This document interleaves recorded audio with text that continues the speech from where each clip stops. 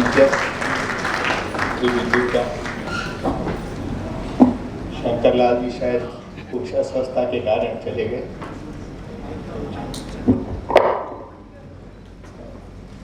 तारा जी और शकुंतला जी, सबको मेरा प्रणाम और अभिवादन।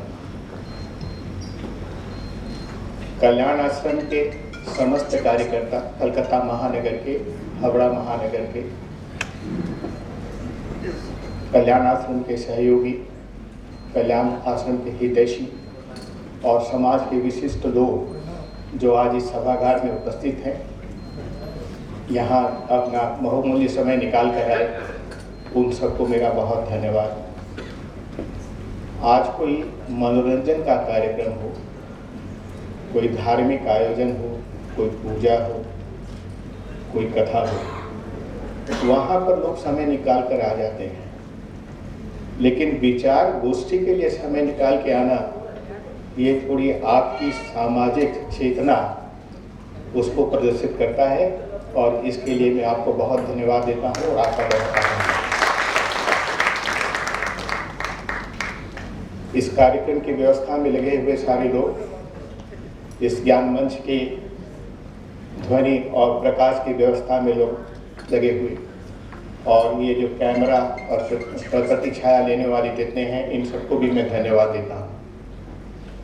धन्यवाद की कड़ी में विशेषकर मैं धन्यवाद दूंगा हमारे कल्याण आश्रम के युवा शक्ति को, युवा समिति को, जिन्होंने आज का वो जो शुरू में जो आप लोगों को एक प्रदर्शन दिखाई गई, उन्होंने बड़ी मेहनत से इसको तैयार किया।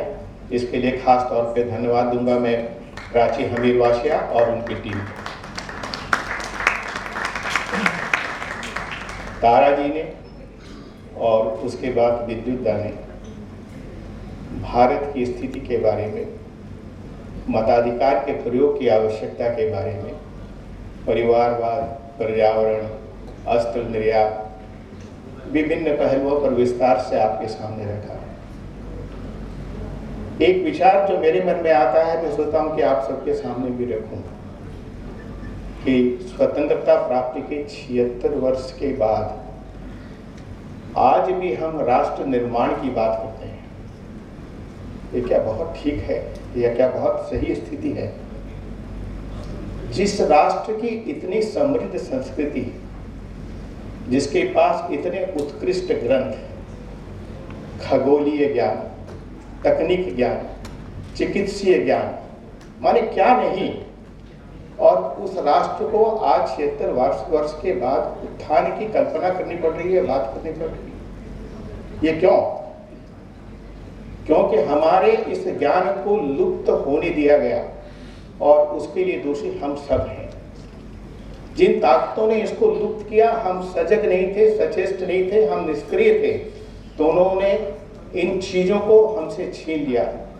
इतिहास में हमें हमारे पराभव के इतिहास को पढ़ाया जाता, हमारे गौरव के इतिहास हमारे पाठ्यक्रम का हिस्सा नहीं था।